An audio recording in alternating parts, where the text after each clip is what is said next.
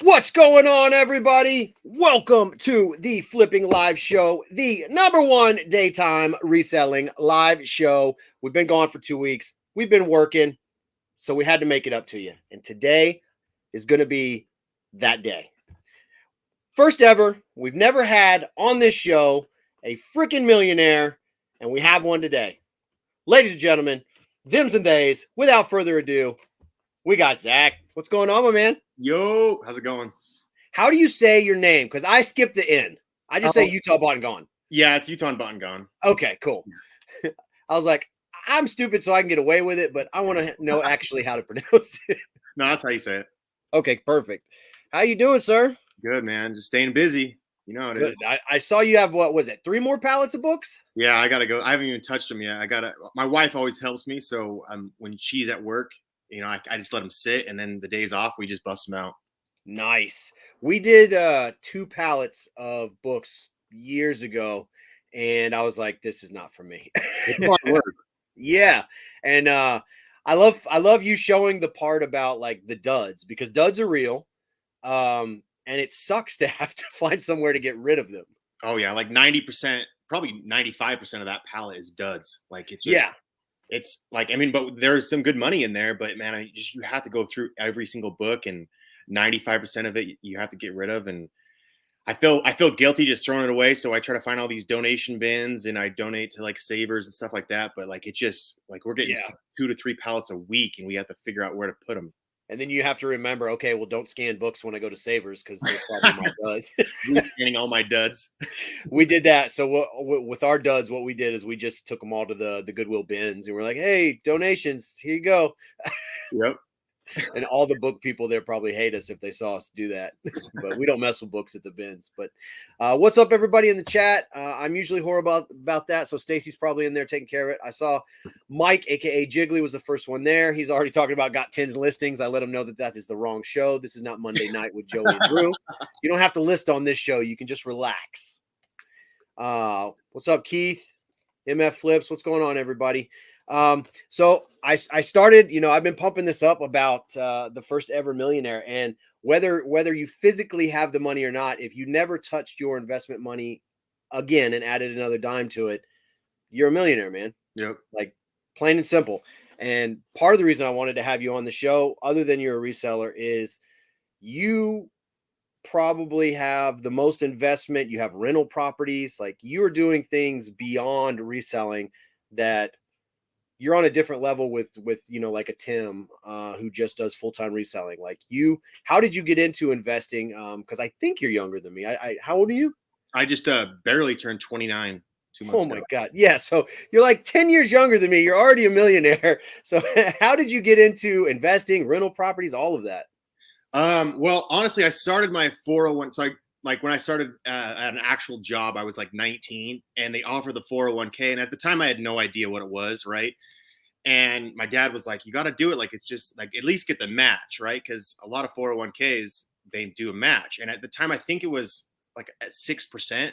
It was something crazy good. Right. Yeah. That's awesome. Yeah. And so I did the 6%. And then I also didn't know that Fidelity, every year they raise your percentage without even telling you. And I worked at the same job for like 5 years, 6 years. And so every year it went up, 7%, 8%, 9%. And I had no idea.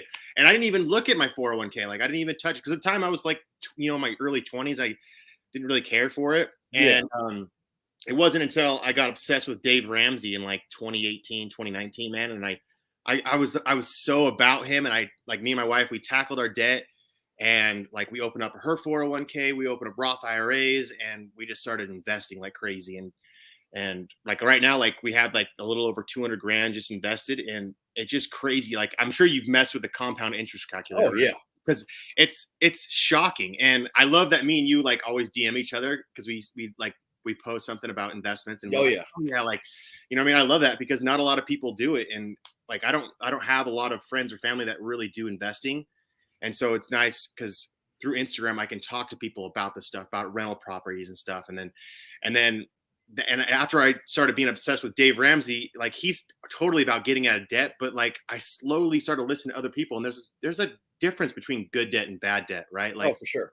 Like we tackled the car loans, the student debt, the credit cards and stuff like that. But when you have a rental property and they're paying your debt for you and you're making money and they're paying down your loan, like it's just crazy. And the tax benefits and stuff like that. It just, I was mind blown when I was like, I started listening to these different people through social media. So it's just, we get our second rental property in like 10 days, something like that. And we'll close on that second property, but it's just crazy the benefits from rental properties as well. Drew says, Zach, I love you. Yeah, that's Drew's talking about getting a rental property too. He was mentioning about renting out his old place, and that's honestly the easiest thing to do. That's what we did, was because when you move out of your old place into a new place, you only have to put 3 or 5% down. Mm-hmm. And if you buy a rental property and don't move, you have to put down 20%. Unless you can find a lender that can offer 10. But like that's what Drew's going to do, is he's just going to put down the 3 or 5%, rent out his old place, and just cash flow. Yep. It's awesome. And then all the tax savings and everything. So it kind of I got my first house when and I sold it. That was a fun. I lost half of that in a divorce, but long story short, I bought it when I was 21. Bank foreclosure, lived in it for like 10 years, and then sold it and made like 75 grand, and then split that and then moved on with life. But yeah, that's really, once you get into that lifestyle. And of course, the way I did get that house was Dave Ramsey again, read Financial Freedom and then all that stuff. And then I switched over to Rich Dad, Poor Dad and learned about good debt versus bad debt. Yeah. And you just kind of go up the ladder of learning from these people. And then, when you get into social media, which didn't exist when I was a teenager, and I didn't have, the people that I hung out when I was a teenager are where I got most of my influence from. And that was just music, drugs, and doing dumb things. And then you open up to social media and you learn, oh, there's other people that are, like you, 10 years younger than me. You've already set yourself up for life. You've set your kids up. You have one coming, right? And yeah. Oh my gosh. We went to the doctors yesterday, and they're like, hey, like any day now, like, just so you know. And I'm like, oh my gosh, like we're supposed to close on this house in like 10 days. Like, so I texted my realtor and I was like, hey, my wife's going to give birth within like 7 days probably. So what's going to happen if we have to close on the same day she's giving birth? He's like, don't worry, we'll come to the hospital. I'm like, oh my gosh, you're going to come to the hospital? Like, my wife's going to kill me. Yeah. You're like, congratulations. Hold on 1 second. I have to sign it. That's awesome, man. That's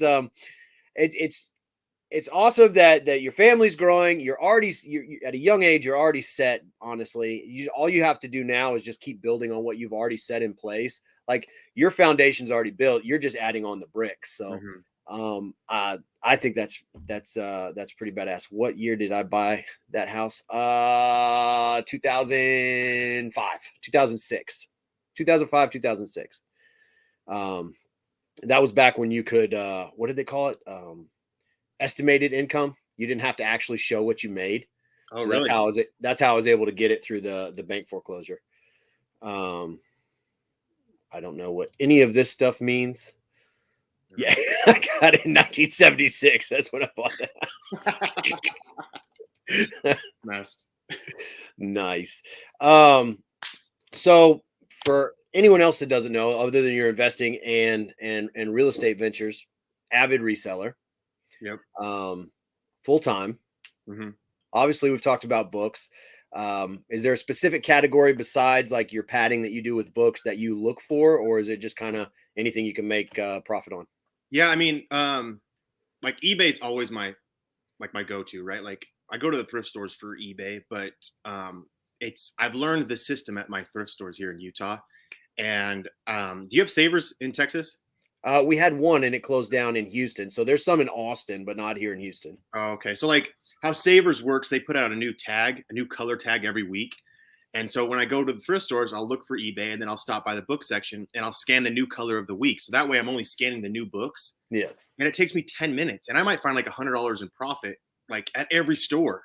If like there's other book resellers like that do just books. So they might beat me to the punch. Right. But like, I've learned the system, and then like the DI will put out a rack of books and they'll just leave it there every morning. And so if I get there at a certain time, I could scan all the books in the rack, and I just scan the new books. It takes me so like little time, but I mean, I scan everything. Like, I don't feel like obviously textbooks are high dollar and things like that, but Like you'd be surprised. I mean, some books, some children's books I'll find that are like $100 just because they're a rare children's book or something like that. So I mean, anything, I just scan everything. Did you jump on the Dr. Seuss craze when it happened? No, I couldn't. I didn't find any. At least I still haven't found any. I mean, are they still hot? I don't think they're as hot as they were at that time. I think now going forward, since it's kind of a discontinued thing, it's going to be, there's always going to be a market for it now, but that it's kind of how it goes. Whenever something goes hot, you can't find it. Yeah. But when it was cold, you find them all the time and you'd be like, oh, this is nothing. And then all of a sudden it's just that's the way the world works as far as trends.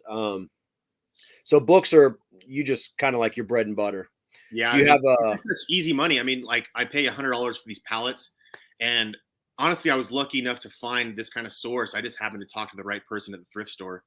It's banned on eBay now, but yeah, I actually just talked to the right person, and I only pay $100 for these pallets. So like, I make good money, and I do it in my garage at home with my wife. So it's like, it's just such simple work and such easy money. I mean, you're just having profit delivered to your house. That's Yeah. kind of the goal. That's what we've been trying to look into as far as our shoes, with I mean, we found a local wholesaler here in Houston for new product, but I'm still also on the hunt to find better pricing. Yeah, that trailer load you posted like a week ago, dude, I was shocked. Yeah, it's been fun. We have a structure down now. Every morning we wake up, we drop the kids off at daycare, and then we go to the gym. This is my first week back in the gym since August of last year because of my stupid eye surgeries. So I'm still can't do heavy lifting, but I'm doing like, hypertrophy volume work. So like bodybuilder work, which I hate. I just like lifting heavy weights, but I can't because too much pressure. My eyeball will explode, but my whole body hurts so bad right now. I forgot how this feels. Yeah. And then we go to the warehouse because it's right by the gym, and we do 100 to 125. We photograph 100 to 125 pairs, and then we're done for the day. That's it. Then we can pack our solds, go thrifting, whatever we want to do, but we're done for the day. So it's pretty cool that's our, like, those are our books. Our new shoes are our books. We just photograph them. And it's nice because your shoes are new, so you don't have to worry about cleaning, right? Like it's just easy photographs because there's no show the damage or anything like that. So you can get through them pretty quick. Yeah. So we're averaging, like, we could do about 25, a box is 25 pairs. So we could do like a box in about 30 minutes, 7 photos each. Clean tag and everything like that, and then put them back and then put them inventory them. And then we still have, I have like 4 tubs of used shoes that they're cleaned. I've already cleaned them. They just need to be photographed. So, well, I didn't clean them. I've incorporated paying my children to clean them. Since you can pay your kids up to 12 grand, might as well do it and write it up. So we got a nice flow going, and but I'm still trying to find, better prices for wholesale. But yeah, definitely having stuff shipped to your house or delivered to you is much easier than going out and finding every thrift store all the time, constantly. Yep, exactly. And one thing, I don't know how it is where you are, but I've noticed that Goodwill and Value Village, those are the thrift stores, the main ones we have here. The inventory is getting scarce, and it's not really because there's more resellers. It's because they're all selling online now. Like if you've gone to like Goodwill, shopgoodwill.com, which you can usually find some good stuff on there, but if you type in shoes, it used to be they had maybe 20 pages of shoes that you could look through. Now they have like 300 pages. Wow. So they're putting more of their items that they think are high value. They're never seeing the floor. So crazy. But then you randomly, I found these yesterday for $19.99, these retro 5s. They didn't have laces and everybody was passing on them. And I'm like, why? I just sent them to check. They verified. So it's like $220 shoes. So sometimes stuff slips through the cracks, but for the most part, I feel like with 3.2 million people quitting their job in July and 4.3 people quitting their job in August, more people are looking into doing things. And now, apparently TickTock, I'm not a TikToker, is huge with reselling. Thanks, Jiggly. I see a lot more of those, there's a lot more of the noobs or whatever in the thrift, which, whatever. I don't mind competition, but I think that more people are going to be getting into this. So things are getting weird. Mm-hmm. No, I totally agree. Like I see new resellers all the time, and you can usually spot them out because they're on their phone. and they're like looking at tags and stuff. You can definitely spot them out. Yeah, some I make fun of, but for the most part, I'm just like, hey, that used to be me. I used to, and then I'm just like, damn, did I look that awkward? And I'm like, well, you kind of look awkward now. Yeah, you see, Cincinnati, all these YouTubers are ruining reselling for the rest of us. Yeah, like, how are you going to compete when you go to a yard sale and it's like, oh, well, there's 500 Cincinnati pickers here. Yeah, for real. But as long as you stay in the game, it's just like anything else. You're always going to find profit. It's not like everything's going to dry up. There's always going to be shoes. There's always going to be books. There's always going to be something to make money. Yeah, that's how I feel. I feel like not everybody's looking at everything. It's like going thrifting with Drew and Tim and Joey, like a couple months back. Like every thrift store we went to, we all found stuff, and that was like crazy because we're all full-time resellers, but we're all looking for different things. I like videos. I like seeing videos and Instagram stories and posts like that because it kind of just puts it proves the point. Like, hey, look, we're all 4 pros. Yeah. This is what we do for a living. This is how we feed our families. We all went into the same store together and we all left with stuff. So it's not like no one's stealing anything from anyone. There's enough. There is plentiful stuff for everyone. And if you've niche yourself down, so like we like shoes. So I started looking for how I can get more shoes than just going to the bins and going to Goodwill. If you like books, you found a way to get more books. Like there's a way to do it. It's just, you got to put in the work. So I also think that this is kind of like everything else. It's kind of like ebbs and flows. It's just kind of right now, there's a lot of people that don't want to go back to work and they want to try and find extra money. A lot of people are going to jump into trying reselling. A lot of people are going to fail miserably at it and they're going to go back to a 9 to 5 and that's fine. Yep. I totally agree with that. You have, if you ever want to know how noobs are or whatever, I don't want to ruin his Facebook group, but so Harry Tornado started a Facebook group. I joined and I lasted maybe like a week and the post is too much. Like the people, the questions, the things they were saying, I was just like, I can't be in this group. Like I'm too far gone to help these people, or these people are too far gone for me to help. Like the one that I was like, I'm out. This lady posted a picture of a package she shipped to a customer. You could clearly see it was a medium flat rate box. And she's like, shipping was $9 priority, or I charged $9 priority shipping to the customer. It ended up costing me $18.75. Should I ask the customer to cover the difference? And everybody's just destroying like, that's a flat rate box, dummy. And I'm just like, I'm not even going to respond. I'm out.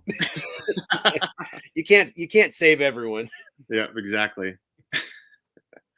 What percentage of newbie resellers quit before they do it for a full year? I would probably say like 90%, honestly. Yeah, I think so. I mean, I did it part-time for a while to build up my store. Like I wasn't even planning on going full-time, but it kind of like when I started before COVID. And so when COVID hit, it just kind of like skyrocketed. And I was like, why am I working my 9 to 5? So, I mean, I guarantee it's like 90% because like, I think it's like any job or anything you do. I think if a lot of people, a diet's a great thing to use an example. It's like diet.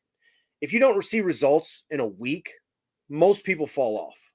And you're not going to see results. I mean, you're going to see the water weight fall off in a week, but you're not going to see the long-term benefits of whatever, like I see you do meal prep. I did that for like 6 years straight. And I probably got in the best, condition of my life. I went from like 320 down to 200 pounds.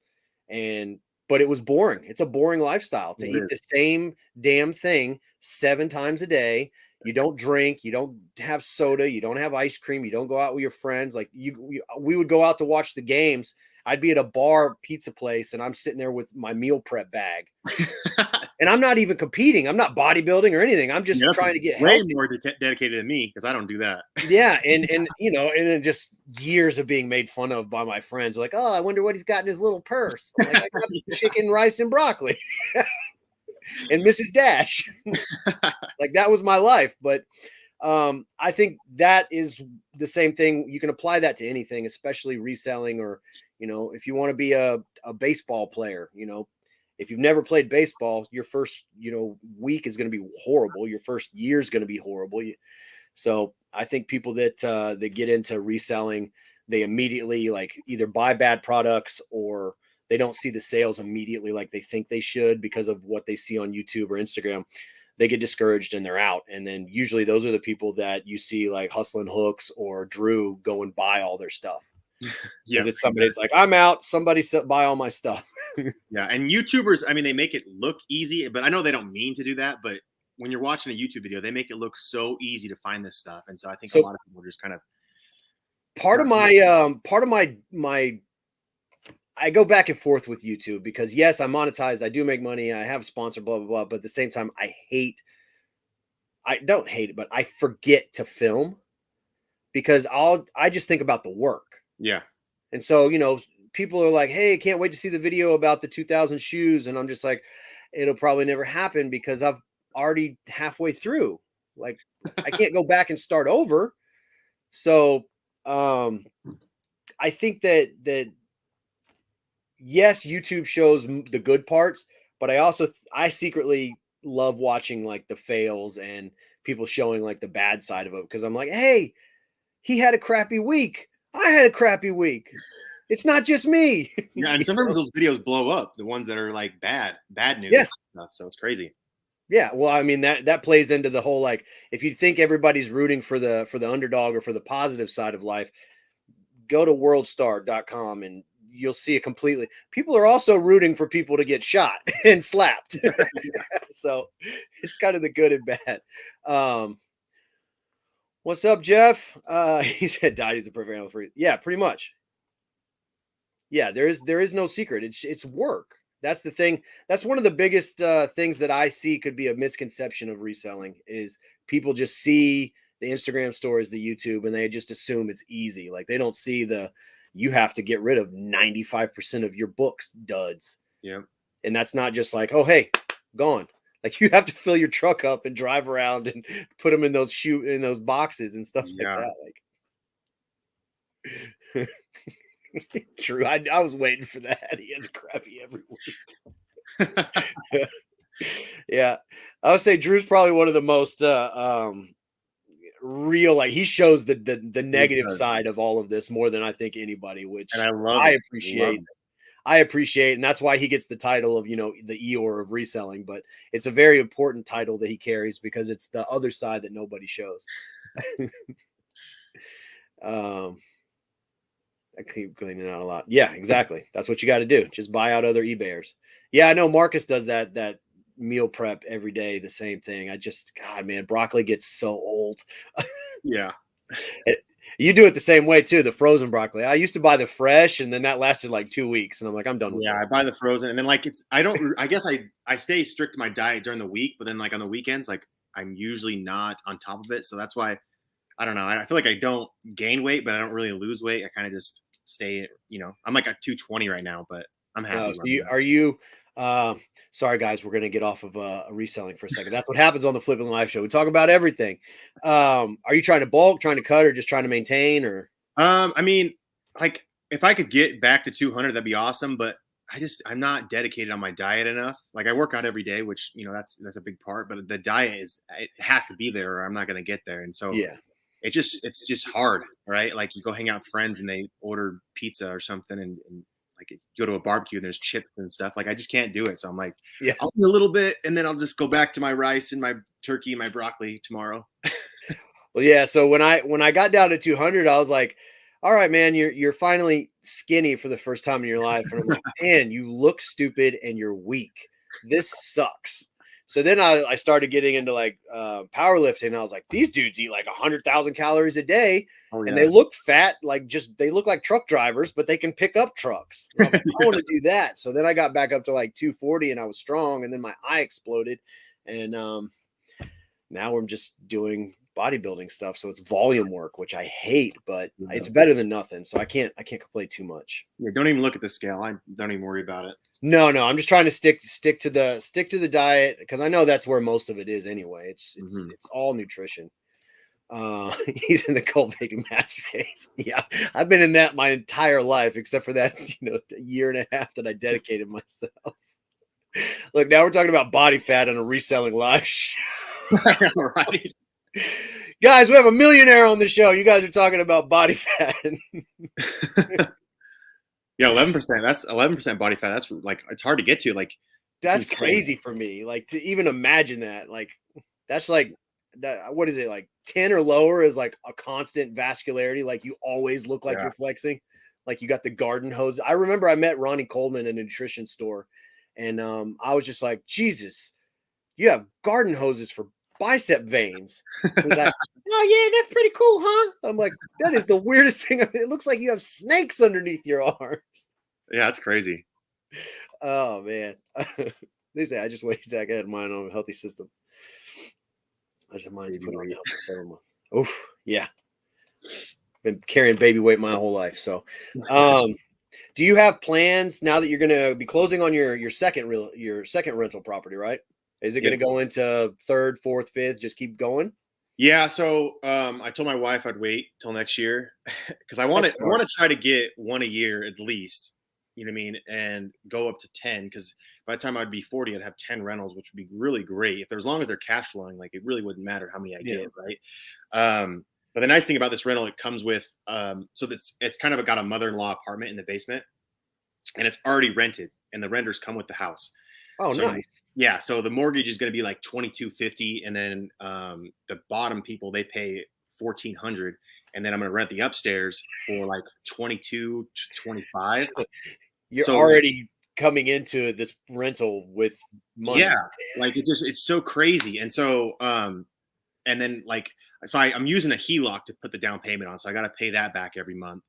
And then since I have two people living in the same house, I'm going to cover utilities. That's why it's charging so much. But like if I rent out for like $2,400, I'll be cash flowing like $700 a month. Genius. And it's just crazy. Like in the end of my first rental, I'm cash flowing $1,250. So with these two rentals, I'm almost covering my new mortgage here, and I have no debt. So like I'm almost living debt free with two rentals. Yeah. It's crazy. So really, you just resell for fun. Like, and that's what I always tell everybody, because I was like, yeah, I'm just trying to make eBay my side hustle again. Like that's all I'm trying to do. Because it like when I did eBay on the side, it was like I didn't have to stress about listing every day, right? But like right now, like I usually work like 8 hours, 9 hours a day, because I gotta make that money. Yeah. But I'm trying to make eBay my side hustle again. So it's like, hey guys, this is Zack. He's a millionaire, and when he's bored, he resells on eBay. He can only go to the gym so many hours a day, so then he just resells. That's so cool, man. Like, again, shout out Tim, give him all the credit. 90 days, one man operation, but like on the back end of that, like you're more geared towards my kind of inspiration, because you've set yourself up in the long-term goal to where if you decided in 5 years, like, hey, I don't want to do anything anymore, I just want to be around my kids and travel and never work again, you're already there. Yeah, like with like 5 rentals, you could totally do that. I mean, as long as you're cash flowing enough, like it's I love reselling shoes, but in 20 years, do I want to still be cleaning dirty shoes and selling them? Hell no. Yeah. I want to have income coming from other sources, especially real estate, where I don't have to clean shoes. It could be a choice. Like, do I want to resell shoes still or not? And that's what I like. I like the way that your brain has already positioned yourself to do things like that. And I think more resellers need to learn about investing and learn about reselling, because, what we do with eBay, Poshmark, wherever, that is a type of reselling. But what you're doing is big move reselling. Yeah. You're basically getting a house for this price, and you're selling it for this price on a monthly basis. Yeah. And it's crazy because they're talking about like the market going up 16%. And I was doing the math, and each one of my houses is worth like 500 on average. And so if it goes up 16%, each house is going to go up 80 grand. So that means next year, this time, my net worth will go up 240 grand. Yeah. Nothing. I just sat. You just sat. Yep. Literally. It's crazy, man. In certain climates, real estate is kind of like stock. It's just sit on it and let it do its thing. What's up, Dana? What's going on, Nashville Flipper? Jarhead. I see some other guys popping in here. What's up, AR? Dana, I talk to Dana about investing a lot too, because that's obviously it's in his name, but he does a lot of that as well. And again, I just think it's an avenue. Like if you're a reseller who's really into stuff like this, you have to be investing, even if it's small. Like you have to be doing some kind of setting yourself up to not have to be a reseller for the rest of your life. Yeah, and I know that you do a little bit investing. I know you do a lot of investing on for yourself, but I know that you have like some kind of platform or something you use for your kids. Yeah, so I have so I started looking up custodial accounts, not only because I'm really interested in the fact that the government allows you to pay your children to come out of your income as a tax write-off, but also you can invest money into their accounts, and when they turn 18, they get the rights to it, and then it becomes theirs. But you can save money and invest it. I use Loved. I think you can use Fidelity has one. It's called a custodial account. So we have one set up for the kids, and money goes into it. And we just picked, I think it's picked VTI and SPY. Those are our two main ones. And just every week money goes into those accounts, and just set it and forget it. And when they turn 18, boom.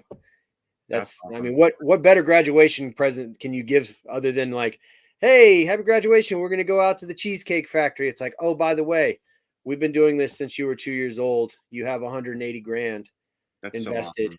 And if you don't touch it and you just keep letting it do its thing, you can be a millionaire at 30, and I can die knowing that you're set for life. Yep. You know, that's like, so crazy.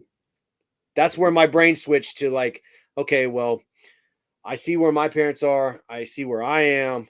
I want to make sure that when I leave this earth, I can at least know I did everything to make sure that there is no, I saw, I hate memes or inspirational quotes, but there's ones talking about like, I'll live my life in the mud so they don't have to, and that's kind of what I want to do for the kids is, and if they blow it all, that's on them. But hopefully I've set the foundation of, hey, don't blow this, just set it and forget it. Go out and, get a crappy job and learn how the society works and do all that crap, but know that this is waiting for you. That's awesome. Yeah. I opened up a UTMA through Fidelity for my son, but nice. he's 12. So I just barely started it, but I told him cause he has a savings account. I said, any dollar you put into savings and you save up for a house when you turn like 18, 19, I'll match it and put it in your UTMA account. And so perfect. He'll put in like $20, like $20-$40 a month or something like that. He'll earn money and I'll just put it in his thing. And he's like, and I let him pick the stock. So he likes to invest in AT&T because it has a high dividend yield. So he's like, yeah, like I get free money pretty much. So yeah, I'll just invest in AT&T. That's the other thing, like learning about dividends. And then like the cool part is seeing it. Like it'll pop up on Robinhood and it'll be like, you have $6.87 dividend. You're like, yeah. Coming October 29th, reinvested. And I'm just like, hell yeah, it's reinvested. That's free money. Yep. I'm like, damn, that's like a full meal at Subway for free that I didn't pay for. Yeah. So I'm really getting into dividends. Like I got approved for like option trading, and I've been talking with Dana about it. I'm like, it's so far over my head that I can't like calls and short call. I'm just like, you know what? I'm out. I'm going to stick to the easy stuff. Like, buy and hold. See, can you be my dad? I'll go ahead and create a custodial for you as well. It's cool because so Emma, our 11-year-old, she's the first one that started cleaning shoes for us. When she earns money, she'll bring it to me and she'll be like, hey, can you put this in my account? And I was like, any specific? She's like, just whatever you're already invested, just put it more on that. And so I just immediately pull it up, and she has her code so she can log in and track. She can't make any trades, but she can see it and like track it. Wow, so that's pretty awesome. Interested. She's having fun, like learning how the world works. But again, when you're 11 and younger, like when you're telling them about this stuff, it's so over their head. But yeah, I break it down like, hey, you like playing with toys and doing, having fun and playing video games, right? Well, if you keep investing, you can do that for the rest of your life. Yeah, that's smart. I always show my son the compound interest calculator. I'm like, hey, if you put in $20 and you let it sit for 40 years, so when you're 60, like it'll be worth this much. And he's like, oh my gosh. Yeah. I think that more people need to look at the compound calculator like they do with checking sold comps. Like if you pull up a sold comp like on these retros and you're like, holy crap, these are selling for $220 and I'm buying them for $20. Like if you just type in $1,000, 30 years. But a lot of people just don't, like, do I think I'm going to live 30 to 40 years? Probably not. But I'm going to invest like I'm going to. Yep. And then just have a beneficiary, Yep. I'm sure Stacy's like, please don't live that long. So she's the beneficiary, but I think a lot of people get stuck in the, well, I don't know what's going to happen in the next 40 years. What if I'm not even alive? I'd rather spend the money now. And I mean, I did that for probably the first 10 years out of on living on my own, because that was my mentality. It's like, oh yeah, live fast, die young. And then you're like, well, okay, well, I didn't die young, so now what? What's up, Rescue Resale Bangarang? Their son just graduated from basic, or is about to graduate from basic, so they now have an Army brat as well. Jarhead VTI, yeah, V&Q is also good. I started investing in real estate REITs or whatever they're called, ETFs. I'm learning about those since I don't have any actual like rental properties at this time. I think once I get into to doing real estate, I'm gonna do like commercial. I think. Like warehouse or offices, and go. Yeah, I want to eventually get into that. Like anything over like a fourplex. I don't know if it's only Utah, but anything over a fourplex is considered commercial. But yeah, I want to eventually get into that. Yeah, I think I just from my brain. I mean, and also I've lived in crappy apartments, so I can only. I don't want, not that I would be a slumlord or a landlord, but like, God, man, I can only imagine the dealing with certain tenants. But of course, if you have a nice property and you take care of it and you're a good landlord, you're gonna bring in good tenants. So yeah, exactly. I don't want to buy like a duplex in the bad side of Houston, because I know I'm only going to get bad tenants. So I don't want those 3 a.m. calls about AC or anything like that. Yeah, for real. Somebody blew out my windows. I'm like, oh. End up on one of those reality shows. Man, got going on. I'm trying to scroll if I missed anything. Miss you on you. Yeah, man, I forget. I think what I'm going to start trying to transition to is like 2 to 3 minute videos. I know it's going to kill my like watch time or whatever, but I think realistically that's probably I think that's the attention span of most people, as far as like, I have a lot going on. So like, I don't have time to sit down and watch everybody's 15-minute thrift video or what sold video or anything like that. So if I can just get whatever I want out in like 2 to 3 minutes, that's probably the route I'm going to go. Like, I'm working on something right now where I'm talking about, like I said earlier, about the 3.2 million in July and the 4.3 million. Like, okay, there's 8 million people that aren't working. How are they making money? It's probably reselling, and then kind of go into that. It's going to be like a 3-minute video on what I think is happening, to hopefully kind of catch the views of that trend of never work a 9 to 5 again. Yeah, you're part of that. You're part of that equation, man. Yeah, that'll probably be the title, like never work a 9 to 5 again, and then everybody will click on it and give it a thumbs down. Do you have a TikTok? Yeah, I do. I don't. I used to post a lot. I have like right under 10,000 followers, and I just slowed down a little bit because I posted one video. I found a Game Boy Advance SP at a Midvale Savers out here in Utah, and I had so much hate on it. So I was like, oh my, I don't even know if I can handle. Yeah. Like, it's so bad. Like, people were making like, gosh, what do they call, like the side by sides or whatever? Yeah. You know what I mean? And they were like just bashing me. And it was kind of funny because I was laugh because it's like people that were like, I don't know, they just are just scumbags, and they were just like bashing me. That's all they do is just bash people on TikTok. So I just took a break for a little bit, and then I slowly been getting back into it. I post like once a week or so. So I don't have one. Stacy, my wife says I'm not allowed to because there's too many whores on TikTok. That's the nice word. That's not the one she used, but I thrive in people like hating, dude. That's what it is. It's just people just hate, and it's kind of funny some of the stuff they say. But dang, man. Yeah, I love trolling. Like, that's my thing. Like, it just, I don't know. I look at it as like comedy. So I'm like, oh man, yeah, you're right. I do suck. Yeah, shame on me for making $100 on a pair of shoes I got from Goodwill. Like, oh, TikTokers hate resellers. Okay, well, now that I know that, when I see a TikToker at Goodwill, I'm going to straight tackle him like that old football commercial. What was it? He went to the office and he would just tackle people. I'm just going to start doing that, and you'll see that on my YouTube channel. I'm like, oh, are you a TikToker? Boom, get out of my Goodwill. I'm a reseller. this is yeah. So anyway, no TikTok, but yeah, I was wondering if you had one because I know we have certain resellers. You got Jiggly, you got American Arbitrage. They're like blowing up. Yeah, Kerry is it's just crazy. I met Kerry like a couple weeks ago actually because he lives out here in Utah, and yeah, it's just crazy because he just hit like 700,000. Yeah, it's nuts. I'm just like, dude, you're about to be have a million. I can't even. My brain can't even fathom like a million people following me on anything. Yeah, ever. I mean, it's hard to. I bet it's hard to keep up with the comments and stuff, and like. Yeah, that's what another thing. It's like Josh has made a few posts about that too. It's like, what level do you think you get to where you're like, hey, dude, I can't do this anymore. I got to hire somebody to manage my social media. And then if you get to that level, does that make it a little bit less real because it's not you responding to the DMs, it's your assistant, or you just have like general responses? Yeah, exactly. I don't ever see myself getting to that level, so I don't have to worry about that. But I try. I think part of the fun is engaging with the other people. Yeah, and I love like the DMs through like Instagram and stuff. Like people hit me up, and I love helping people. So I mean, just depends, I guess. Yeah, I think you're gonna even smaller people are gonna get the stupid people in the DMs. And again, like most of the time I ignore it, and then sometimes it's like, you know what, I feel like trolling. Let me just let me just play, and then I'm like, man, I should just start trolling everyone, and then just putting it in my story so other people can enjoy. Which is kind of what I do with like low ball offers on eBay. I always love those.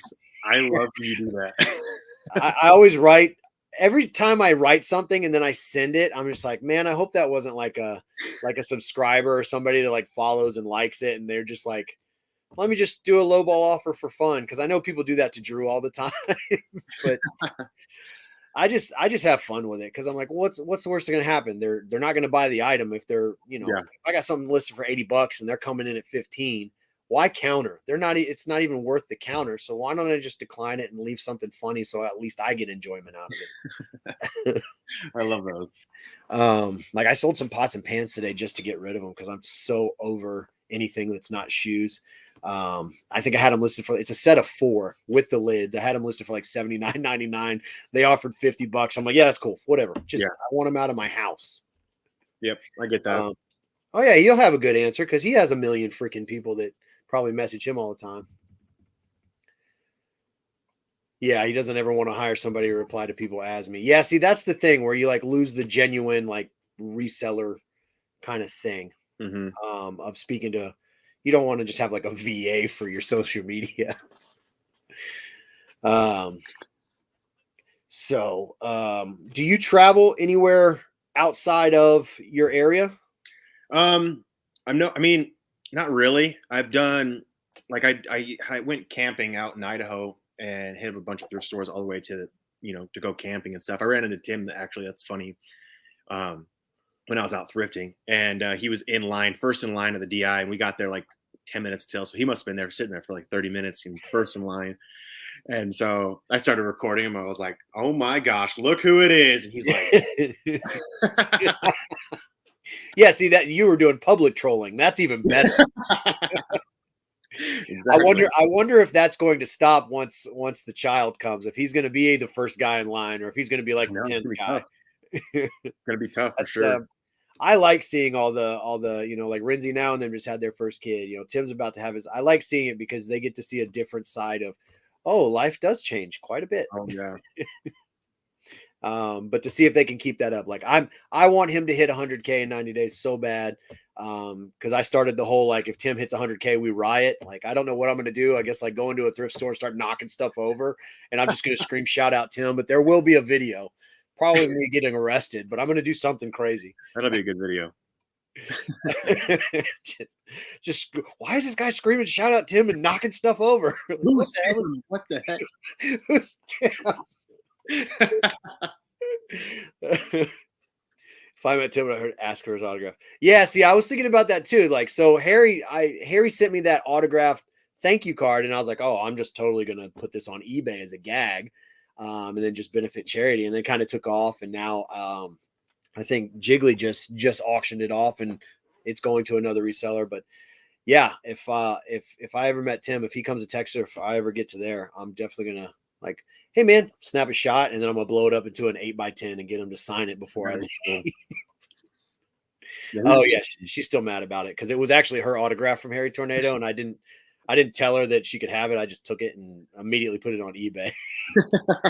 So then I had to buy something else from his store so I could get another one.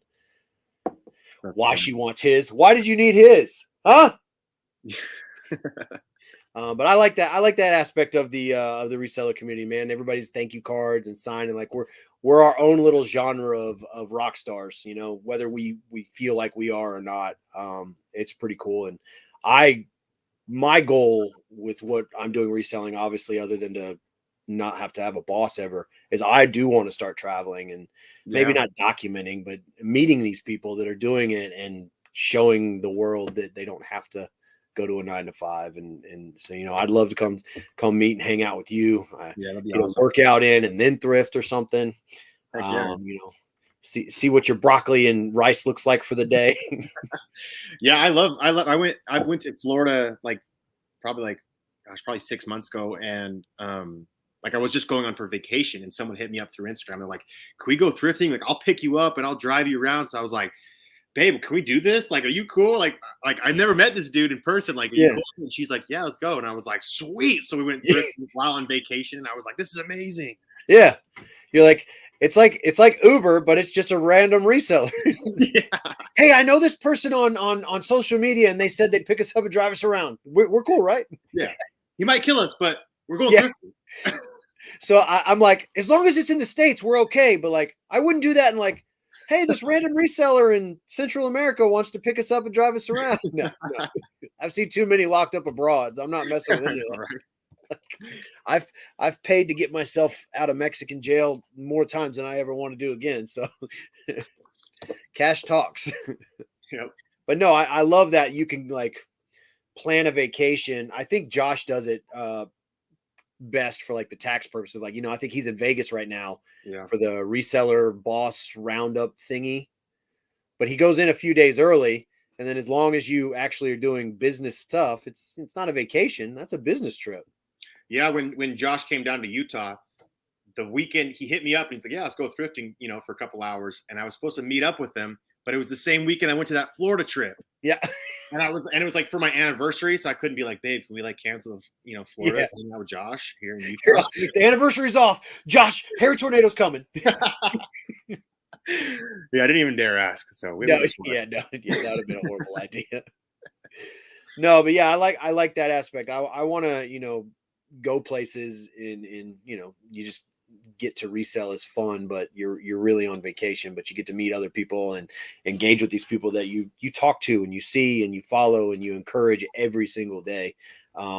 Which again is why I love the reselling community, because I think out of all the little subgroups that I've been a part of and am part of in my life, it's the most community based as far as like actually people want to see other people win. Yeah. You know, there might be some sly undertones of jealousy and I mean competition, which is normal in any field of anything. There's going to be competition, but I think everybody wants to see everybody win because we all know what it's like to have crappy jobs and none of us want to go back to it. So it's real easy to help push people to never have to do that again. Even if it's like somebody posts a picture of a shoe and they're like, "Hey, I don't know what this is," and I'm just like, "Hey, I know what that is." And like that little bit, it's not a lot. You're really not doing a lot, but that helps that person, and you know, it all comes full circle. So I love the reselling community. That's why I love doing the live show. That's probably the only thing that I keep consistent on YouTube, except for the last 2 weeks because all the shoes is the live show, because I get to talk to other people that are doing amazing things and have been doing it longer or even in a shorter plan. Do things differently, like with you with investing in real estate. Like you're doing things I want to do eventually. Mm-hmm. Yeah, that's like coworkers, right? Like that's what the reselling community is. It's like they're your coworkers. Like if I didn't have Instagram and stuff, like I think it'd be kind of hard to be by myself working on eBay and stuff all the time and not be able to communicate with other people, like ask questions and look at their stories. And like you just learn so much through Instagram. And like that's why I love having IG with the community. It's like you talk to older people that have been reselling since eBay started, and they're like, "Oh, eBay used to take checks," and you're like, what? Like there was no social media and you were taking cheap checks on eBay. Like, how did you even survive? Yeah. And all the older people are like, why are you posting all your finds on Instagram? That's what I'm like, because I'm trying to help people.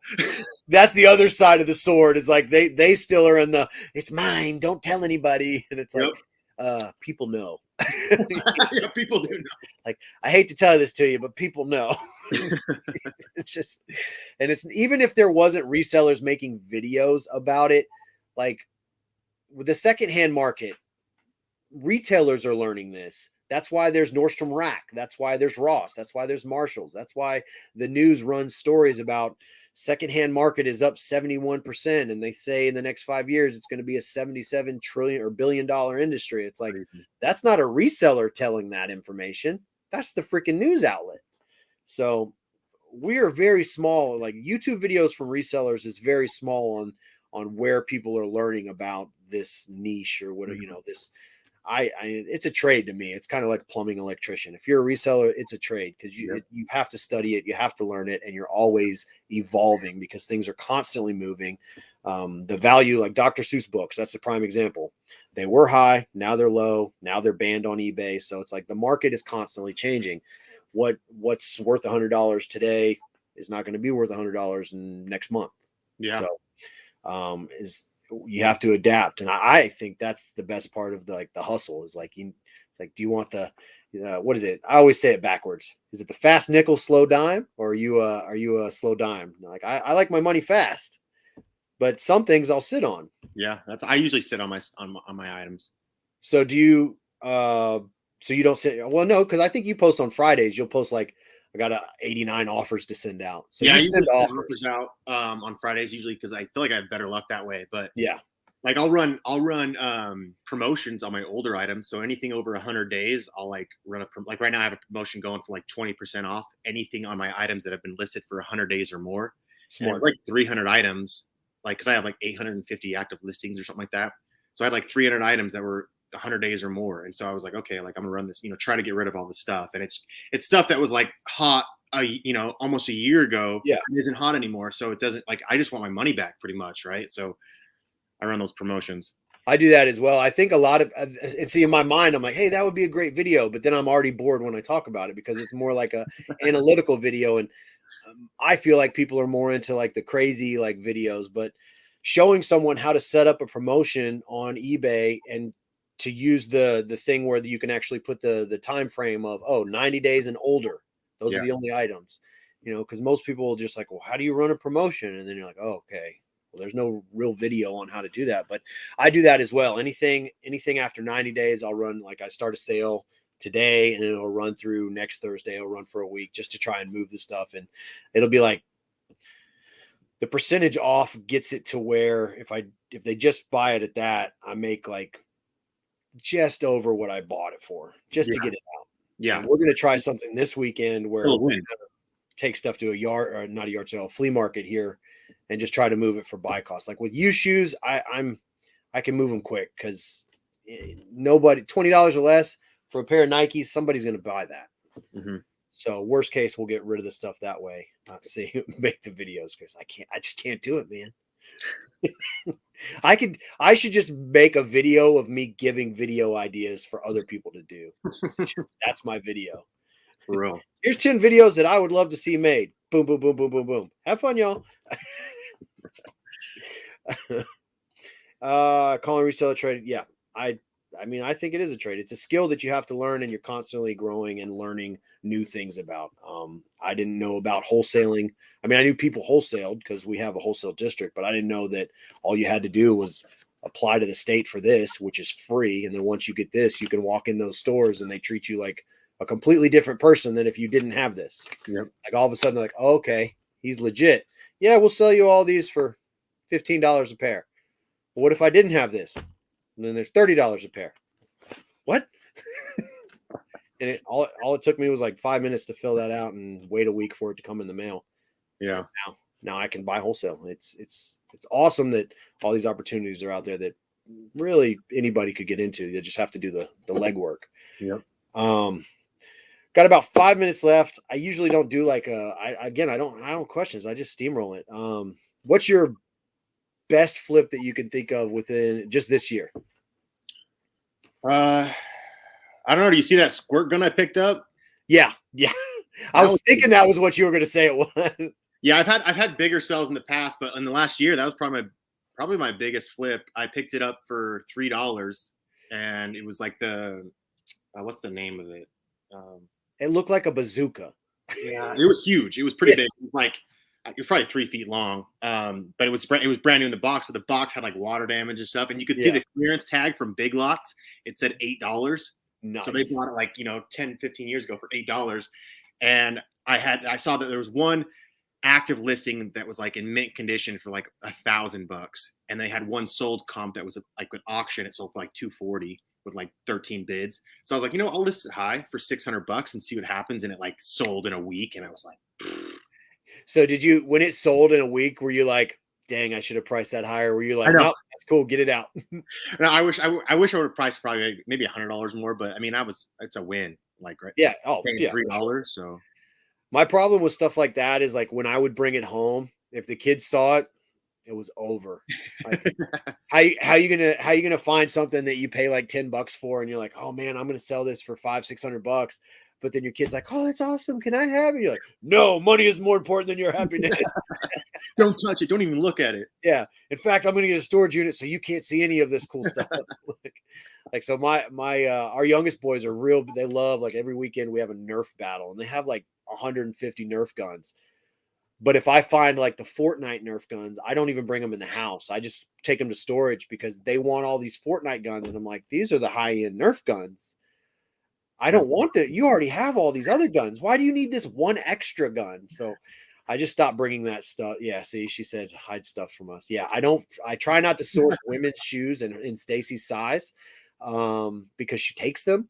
And like toys like that, I kind of got away from because it's hard, man. I'm just like, no. I'll sell this Super Soaker for $600, and then I'll buy you a new one that's $10. How about that? But I want that one. So yeah, shoes is pretty easy because I'll catch them in here looking through all my shoes, and I'm like, nope, you can't have any of those.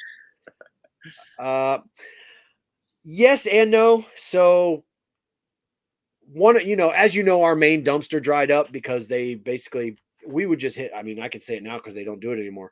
Our Goodwills were just throwing everything away. They were overflowing with donations. It was all over the news. They were overflowing with donations. So they just started throwing donations away. And so we would just go at night to the dumpsters and take all their donations and resell them. And it's not illegal, in case anybody thinks I'm a horrible reseller or a bad person, because the cops were called multiple times. And every time they came out, they told me, have a good night. Make sure you clean up before you leave, because it's not illegal in Texas. But they stopped doing it. Basically what they started doing is they now just pack it all in semis and they ship it to other states, to their bins. They don't come to our bins anymore. So I guess they got tired of people like me taking all the stuff out of the dumpsters. But we do still hit the dumpsters behind like the strip center with TJ Maxx, Marshalls, and Home Goods and stuff like that. And we love going behind like Ross and Marshalls, any store that sells shoes that aren't in the box. They get them in the box. They just don't sell them in the box. So the boxes are in the dumpster. So we'll usually get the packing material in the boxes out of that. So to help us like ship stuff. And then of course hangers and stuff like that. But yeah, dumpster, we still curb shop all the time for our yard sales. Like our garage is still full of stuff that we're picking up. But as far as like concentrating on the reselling, it's shoes 100%. But I do miss the dumpsters. And you find all the good stuff. That's what Kristen. Yeah. She finds a lot of good stuff at the bins because I don't have the temperament to get in there and like throw elbows with people, because I get perturbed a little more easily than she does. I don't like people pushing me. Oh yeah, you talking about the bins? You mean? Yeah. Like when the new rows come out, I never go and get in on the new rows. I'll wait and let everybody do all their stuff. But Stacy will go right in there and like shove elbows too. She's she's a trooper. Like I can't handle, like, I'm not trying to get elbowed over some dirty sneakers, like, because then my brain changes and I'm just like, did you just push me? Oh yeah. I'm just like, I almost got in an argument with somebody because I don't mind getting pushed, but my son was with me, and this guy came over and shoved my son. oh, see, it's over. I was like, don't ever touch him like Yeah, that. yeah. I almost lost it, but I was like, okay, my son's watching. I need to like bring it down a little bit. But I almost lost on this guy because I just couldn't believe he literally shoved him. And I was just like, he's like, at the time, I think he was 10. Yeah. I just couldn't even believe it. I've actually gotten into that on someone because of someone else's kid at the bins. And see, our bins actually have police officers. Oh, wow. And people still act fucking crazy, crazy and fight. But yeah, this guy, like, I thought it was hilarious. It turned out to be, funny in the long run, but this guy like shoved this little girl that was trying to get shoes, and like she shoved her into me, and I was like, "Are you all right?" And then I looked at the guy and I like threw a shoe at his head, and it like bounced off his head, and he looked at me and I was like, "This is a little girl. What the hell is your problem?" Like I got real mad because I'm in my brain. I'm like, that could have been my girl, because we take Emma, our 11-year-old goes to the bins. I'm like, that could have been Emma. You just shoved. That's not my kid, but that could have been my kid. So I just started throwing shoes at the guy. Like I was mad. But yeah, so I don't mess with the new Rose because it's like, dude, I don't want to. It's used stuff, man. Like I don't want to fight anybody over some dirty shoes. And yeah, like Drew just said, people can push me in the mosh pit or at a show, but Haitian ladies, nope, ain't happening. Did you see that? We have one lady at our bins, like she looks like a linebacker, and she's like the bully of the bins. She's a big old Haitian lady. Everybody hates her. And she's the loudest, and she always goes and complains to the officer about everyone else. And he's like, yep. Sure thing, lady. And he knows that she's the problem, but yeah, she's mean. Like I avoid her at all costs. Yeah, Stacy's a thug. See, everybody knows Stacy's a thug. Oh man. So you said you're gonna do some thrifting today. I think we're actually gonna go like trail running, walking. Oh, good for you. Yeah, no, not good for me. No, horrible for me. She wants to do it because we skipped the gym this morning because I'm like, look, I can't even lift my arms up. Because I used to do like 2 days on, 1 day off, 2 days on, and we've just gone every day. So today I told her, I was like, hey, let's just outdoors, sun, cardio. She's like, cool, we'll go do the 6 mile hike. And I'm just like, oh, we should have gone to the gym this morning. I don't like outside. So that's our plan, and then hopefully we can hit a thrift as well, man. I let the guests do any outro you want, man. Kind of like the Hot Ones show. The ending is all you, man. This camera, that camera, this camera, whatever you want to say, man. Now's your time, and then we'll wrap it up. Well, I don't know. I guess let's talk about that giveaway I'm doing tomorrow. If you guys don't follow me on Instagram, I'm giving away a ring light, 18-inch. And it's super helpful for YouTube or even TikToks or just eBay photos.